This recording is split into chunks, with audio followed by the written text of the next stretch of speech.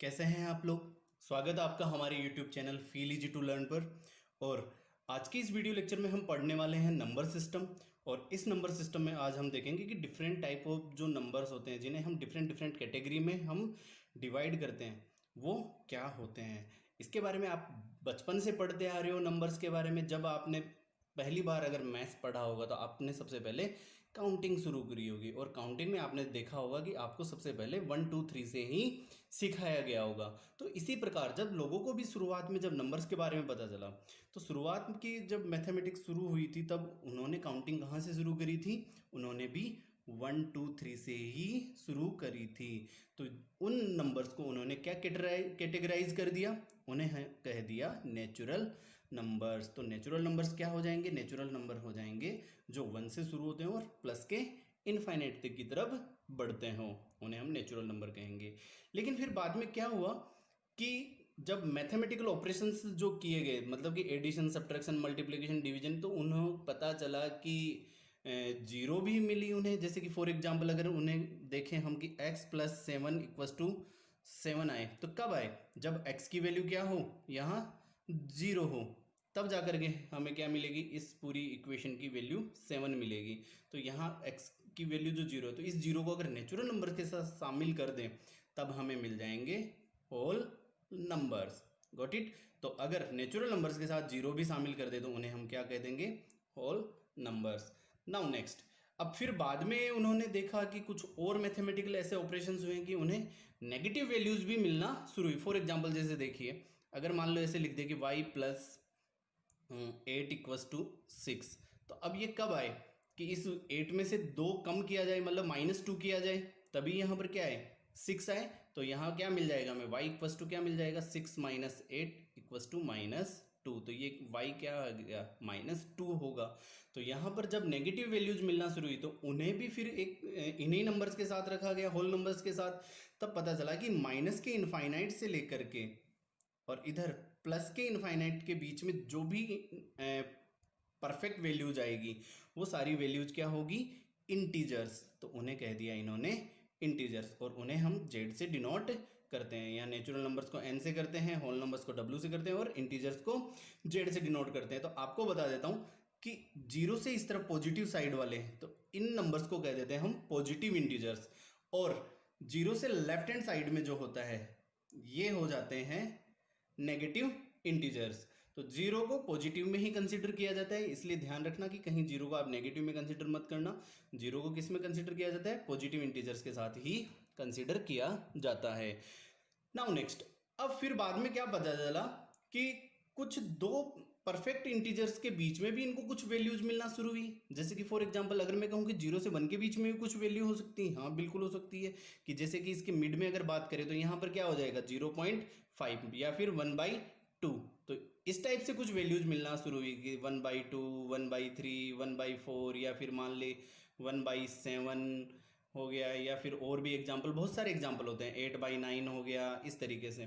तो ये जब वैल्यूज, इस तरीके की वैल्यूज मिलना शुरू हुई कि जिन्हें हम क्या कहते हैं कि p/q फॉर्म में डिनोट कर सकें, तो उन नंबर्स को फिर इन्होंने क्या कह दिया? Rational number. तो वो नंबर जिन्हें हम p/q फॉर्म में डिनोट कर सके या लिख सकें, उन नंबर्स को क्या कहते हैं हम? Rational number. तो वो कैटेगरी आ गई अब रेशनल नंबर्स की कैटेगरी। तो रेशनल नंबर के बारे में समझ में आ गया हो कि वो नंबर जिन्हें हम किस फॉर्म में लिख सकें? p/q फॉर्म में लिख सकें। और यहाँ पर p और q क्या होते हैं? इंटीजर्स होते हैं। लेकिन यहाँ एक मेन इंपॉर्टेंट पार्ट क्या है कि q कभी भी इट शुड नेवर बी 0, ये 0 नहीं होना चाहिए। क्यों नहीं होना चाहिए? इसका कारण ये है कि अगर आप किसी भी नंबर में 0 से अगर आप डिवाइड करोगे तो यहाँ पर हमें एक इनडिटर्मिनेंट या इनडेफिनेट फॉर्म मिलती है जिसे हम इनफाइनाइट कहते हैं। तो याद रखना कि अगर आप किसी भी टाइप के नंबर में 0 से अगर डिवाइड करते हो तो आपको क्या मिलेगा? इनफाइनाइट मिलेगा। एंड ये भी बात ध्यान रखना, अगर 0 में किसी भी नंबर से डिवाइड करते हो, 0 में किसी भी नंबर से डिवाइड करते हो तो उसका आंसर क्या आएगा? हमेशा 0 आएगा। ये सब बातें आपको ध्यान रखनी है। तो एक कैटेगरी आ गई हमारे पास अब रेशनल नंबर्स की। तो अब देखिए यहाँ पर कुछ नंबर ऐसे मिले कि जिन्हें हम रेशनल नंबर में कैटेगराइज नहीं कर सकते।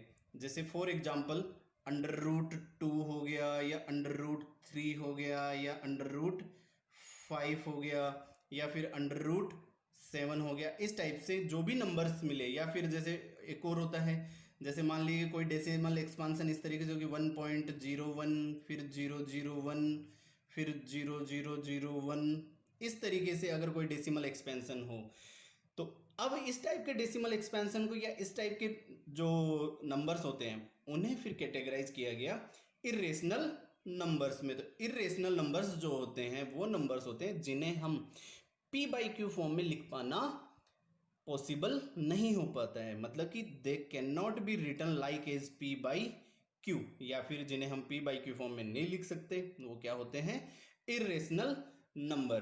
तो अब हम इस नाइन्थ, देखो यहाँ तक तो आप लोगों ने जो रेशनल नंबर है यहाँ तक तो आप लोगों ने 8th क्लास में सीखा भी है। वहाँ पर आप लोगों ने रेशनल नंबर्स के मैथमेटिकल ऑपरेशंस भी सीखे हैं। वहाँ पर आपने रेशनल नंबर्स को ऐड करना, सब्ट्रैक्ट करना, मल्टीप्लाई करना, डिवाइड करना, ये सारे काम आप लोगों ने 8th क्लास में किए हैं। अब लेकिन 9th क्लास में हमें थोड़ा सा इससे एडवांस होना पड़ेगा। तो यहाँ पर हमें अब मेन फोकस रखना पड़ेगा इरेशनल नंबर्स के बारे में कि ये क्या होते हैं, कैसे होते हैं। तो दोनों नंबर्स के बारे में देखेंगे, रेशनल भी देखेंगे और इरेशनल के बारे में भी देखेंगे। तो सपोज कीजिए, मान लो कि मैं एक घर बनाऊं ऐसे कि ये मान लो ये एक घर है और ये घर हो जाए नेचुरल नंबर्स का। तो आप देखिए अगर इससे बड़ा कोई घर बनाए हम तो वो घर किसका हो जाएगा, होल नंबर्स का। तो आप देखते हो कि नेचुरल नंबर्स जो है वो किसके घर में आ गए, होल नंबर्स में आ गए कि नहीं आ गए। यहां से अगर आप देखोगे 1 2 इनफाइनाइट तक, समझ में आ रही है बात।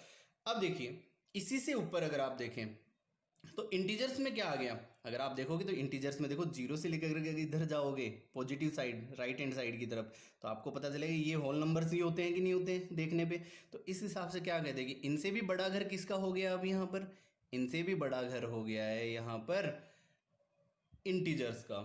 ठीक है, अब आपसे कोई कहे कि इंटीजर से भी कोई बड़ा घर होता है, हाँ बिल्कुल। आप ये बात ध्यान रखना कि ये जो इंटीजर्स होते हैं, ये जो नंबर लाइन होती है, ये जितने भी नंबर्स आ रहे हैं ये सारे के सारे क्या होते हैं, जो इधर जीरो के इस तरफ लेफ्ट हैंड साइड भी आ रहे हैं और राइट हैंड साइड में आ रहे हैं, ये भी क्या होते हैं, रेशनल नंबर्स होते हैं। जो इंटीजर होते हैं वो भी रेशनल नंबर होते हैं। तो इंटीजर्स में कौन आ गया, होल नंबर भी आ गया और नेचुरल नंबर भी आ गया है।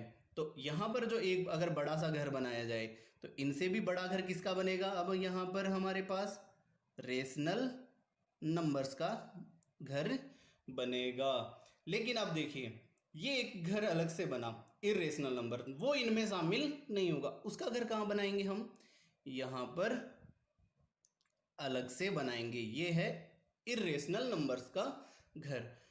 अब समझिए यहाँ पर, तो अगर मैं इन दोनों नंबर्स को ही एक घर में फिट करना चाहूं, मतलब कि समझिए यहाँ पर ऐसे कि इसे अगर मैंने एक ही घर में अगर बना दिया तो ये जो पूरा कंप्लीट घर है ये बन जाएगा रियल नंबर्स का। किनका घर हो गया ये, रियल नंबर्स का घर हो जाएगा। Got it. तो आप ध्यान रखिए रेशनल नंबर में ही अगर आपसे कोई पूछे कि क्या ऑल इंटीजर्स आर रेशनल, बिल्कुल। बट अगर कोई आपसे कह दे कि ऑल रेशनल आर इंटीजर, तो ये बात गलत होगी। क्लियर है कि नहीं है। तो कौन कौन सी बात ध्यान रखनी की, क्या ऑल इंटीजर्स आर रेशनल। तो आप इस डायग्राम को देख करके कह सकते हो yes all integers are rational. अगर कोई आपसे ये पूछे कि ऑल रेशनल आर इंटीजर, तो नहीं। क्यों नहीं है, क्योंकि आप कह सकते हो 1/3 ये इंटीजर नहीं है। ठीक है, 1/7 ये जो भी दो परफेक्ट के बीच में जो नंबर्स आ रहे हैं, या दो परफेक्ट डिजिट्स या दो परफेक्ट इंटीजर्स के बीच में भी कई सारे नंबर आ सकते हैं। तो यहां पर अब एक और बात जानने की हो गई हमारे लिए कि there are infinite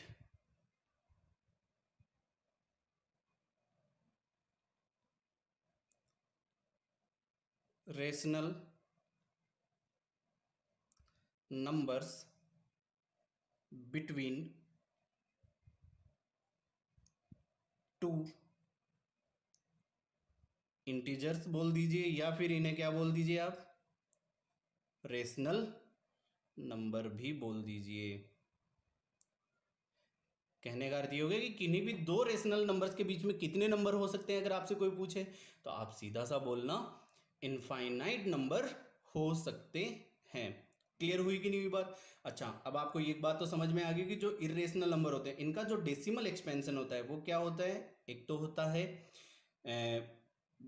non terminating होता है और नॉन रिपीटिंग होता है। लेकिन अगर आप बात करें, कुछ एक एग्जाम्पल अगर मैं देखूं ऐसे, फॉर एग्जाम्पल जैसे कि 1/3, अब 1/3 का अगर आप देखोगे तो ये आता है 0.3333, इस तरीके से आता है, मतलब कि हर बार 0.333 ही आता रहेगा। तो ये किस टाइप का रेशनल नंबर हो गया, ये हो गया है रेशनल नंबर ही हो गया, लेकिन कैसा हो गया, नॉन टर्मिनेटिंग डेसिमल एक्सपेंशन हो गया है इसका, और रिपीटिंग। तो जब भी ऐसे नंबर आ जाएं जो नॉन टर्मिनेटिंग हो और रिपीटिंग हो, तो वो क्या होते हैं, वो होते हैं रेशनल नंबर। लेकिन अगर इस तरीके से आ जाए या फिर किसी और तरीके से भी लिख दिया जाए, फॉर एग्जांपल जैसे मान लीजिए 0.151, फिर एक जीरो लगा दे, या फिर अब लगा दे 151, फिर 2 जीरो आ जाए, फिर 151, फिर 3 जीरो आ जाए, इस तरीके से अगर हो तो ये आते हैं किसकी कैटेगरी में, नॉन टर्मिनेटिंग और नॉन रिपीटिंग। ये बात भी आपको ध्यान रखनी है। तो ये जो कैटेगरी हो जाएगी ये आ जाएगी इर्रेशनल में। ओके, ये बात आपको ध्यान रखनी है। तो जो इर्रेशनल नंबर होते हैं उनका डेसिमल एक्सपेंशन क्या होता है, नॉन टर्मिनेटिंग भी होता है और नॉन रिपीटिंग भी होता है, तो वो कैटेगराइज हो जाता है इरेशनल। लेकिन अब यहां पर आपको एक बात ध्यान देनी है, आपको बात क्या ध्यान देनी है, नोट करना है कि पाई जो होता है, पाई होता है इरेशनल, ध्यान रखना इस बात को, पाई क्या होता है, इरेशनल होता है।